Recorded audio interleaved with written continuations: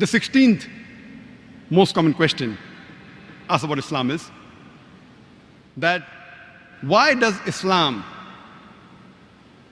do injustice to women by only allowing 50% of the share given to the male counterpart? That why do women in Islam inherit only half what is inherited by the male counterpart? It's injustice to them. This is the 16th most common misconception. As far as inheritance is concerned, the Quran speaks about inheritance in several places. In Surah Baqarah, chapter number 2, verse number 180, Surah Baqarah, chapter number 2, verse number 240, Surah Nisa, chapter number 4, verse number 7 to 9, Surah Nisa, chapter number 4, verse number 19, Surah Nisa, chapter number 4, verse number 33, Surah Maida, chapter number 5, verse number 106 to 108. Several places it speaks about inheritance, but the exact share is mentioned in Surah Nisa, chapter 4, verse number 11 and 12, and Surah Nisa, chapter number 4, verse number 176. Allah says in the Quran in Surah Nisa, chapter number 4, verse number 11, that as for the inheritance of your children, the male will get double the share of the female. If only daughters, 2 or more, they share in a 2/3. If only one daughter, she gets half. In what you leave for your parents. If there are children, the parents each get 1/6 share. If no children, the mother gets 1/3.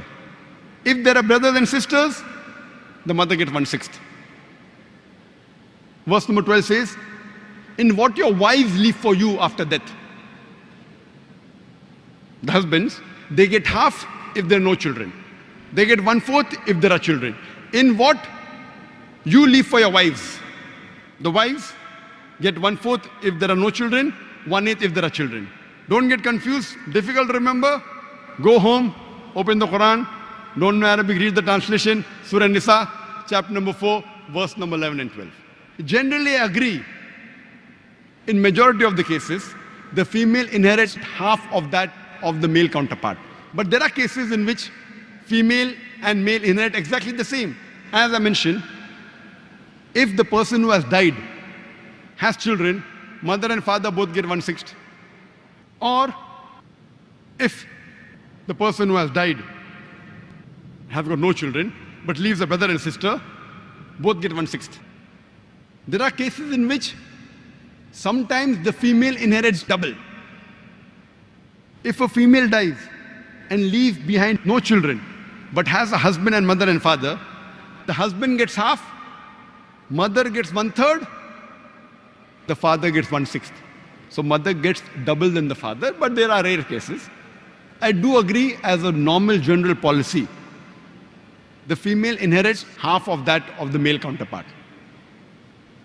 If it's daughter and son, son inherits double than that of the daughter. Husband and wife, husband inherits double than that of the wife. I agree with it. What is the logical reason? The reason, as I mentioned earlier, the financial burden in Islam is put on the shoulders of the men.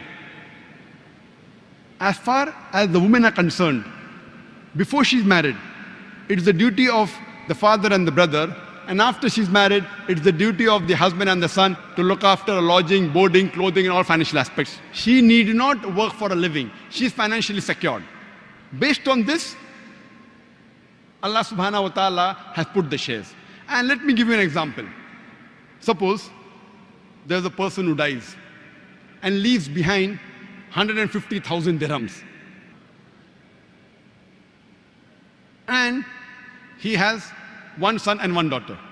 After giving the shares of the wives and the other relatives, if 150,000 dirham are remaining from his inheritance, and he has one son and one daughter, the son will inherit 100,000 dirhams, and the daughter will inherit 50,000 dirhams. Now I'm asking you a question.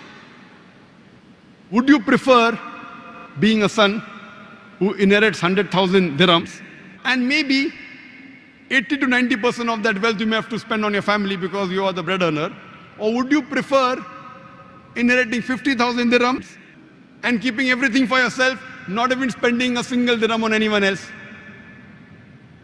So logically but naturally, you prefer inheriting 50,000 dirhams and not spending a single dirham on anyone else, rather than inheriting 100,000 dirhams and spending 80%, 90%, 100% of it on looking after the other members of the family. That's the reason Allah subhanahu wa ta'ala is just. If He would have given both of them equal share, then I would have to give a talk on men's rights in Islam. Then the men would object. What kind of religion is this? We have to look after the family, and when we inherit equal. So Allah subhanahu wa ta'ala sees to it that He's just with everyone. As Allah says in Surah Nisa, chapter 4, verse number 40. Allah subhanahu wa ta'ala is never unjust in the least degree.